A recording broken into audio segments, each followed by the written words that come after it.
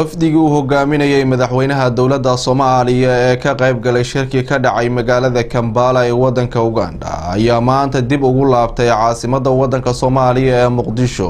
halkaas oo ay kaga warbixiyeen waxyaabihii kulankii ay kaga qayb galeen wadanka Uganda uga soo qabsoomay waxa warbixinta warkaasi magaalada Muqdisho caasimadda Soomaaliya inooga soo diray wariyaheena Maxamed Ibrahim Gaabo madaxweynaha jamhuuriyadda federaalka Soomaaliya mudane Xasan Sheekh Maxamuud ayaa maanta waxa uu ka soo degay garoonka caalamiga ah ee magaalada Muqdisho madaxweynaha jamhuuriyadda federaalka Soomaaliya mudane Xasan Sheekh Maxamuud ayaa waxa uu ku maqnaa dalka Uganda isagoo madaxweynaha halkaasi kaga soo qayb galay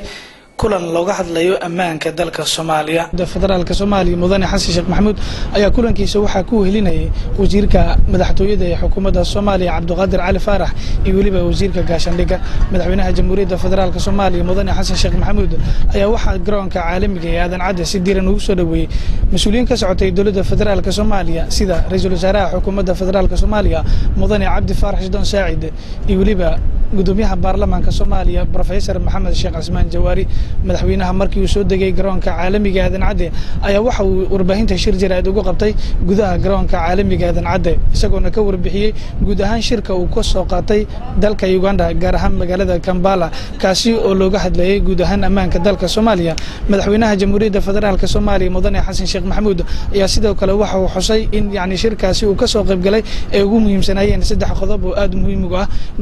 oo mid koowaad madaxweynaha jamhuuriyadda federaalka Soomaaliya mudane Xasan Sheekh Maxamuud ayaa waxa uu ku tilmaamay guud ahaan shacabka Soomaaliyeed inay gacanta isqabsadaan si guud ahaan dalka Soomaaliya uu nabad u gaaro madaxweynaha jamhuuriyadda federaalka Soomaaliya mudane Xasan Sheekh Maxamuud oo ka warbixinaya codkiisa waa kan socotaan waxaan ka nimiday dalka Uganda oo aan uga qayb galnay shir ay lahaayeen madaxda dawladaha ciidamada AMISOM iyo ciidamada kale ee Soomaaliya kaalmeynaya ee joogay madaxdooda ay ka soo qayb gashay shirkaas waxa aad iyo aad looga hadlayay sidii saddex qodob ugu muhiimsanaaday oo ahayday sidii loo xoojin lahaa ciidanka amniga ee Soomaaliya iyo dhismihiisa kor loogu qaadi lahaa iyo sidii dawladda Soomaaliya looga kaalmeyn lahaa dalka dhamaantiis inay meel dhinac walba dalka ka tirsan maamulka iyo xukunka dawladda sidii uu u gaari lahaa iyo qodobka saddexaad oo ahay wada tashi guud ee muxuu ahaa maadaama hadda Soomaaliya ay marxalad ka soo gudubtay marxalad kale u gudbayso sida hore loogu sii wada soconayo loo wada shaqeynayo oo shaqada loo wada hagaajinayo qorshahaas marka saddex qodob ugu muhiimsanayd aad iyo aad ayuu muxuu ahaa saddexda si dhab ah looga wada hadlay waana lagu guuleystay siyaabaha aad ku aragteen communique soo baxay ayaana arrimaha amniga iyo arrimaha maxaan ku raadaay dalka dib u harashadiisa iyo arrimaha dhismaha ciidanka amniga iyo wixii si aad u qoto dheer ayaa looga hadlay aad iyo aad shir u fiican oo yaha Soomaaliya uu u wanaagsanaa guud ahaanteed si khaas ah waxa looga hadlay gobolada Jubbooyinka iyo infrastructure-ka ama maxaan ku raadaay hay'adaha iyo qalabka dawladdu ay leedahay meesha ku yaalahay dawladda Soomaaliya gacanteeda sidoo ugu soo wareegi lahaa waa arrin kale oo aad iyo aad u fiican waxaan rabnaa dadka Soomaaliyeed inaan u sheegno guud ahaantood waxa soo guula ah way soo wada hoydeen wax cid Soomaali ah ama qayb Soomaaliya ka mid ah dib ugu jiraan haba yaraatee ma jirto masaalixda iyo wanaagga iyo horumarka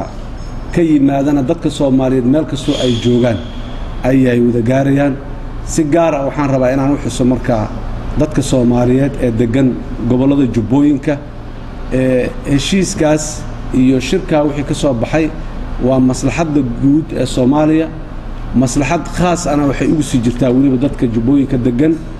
oo heshiiskaasi uu tilmaamaya oo siinayana ayaguna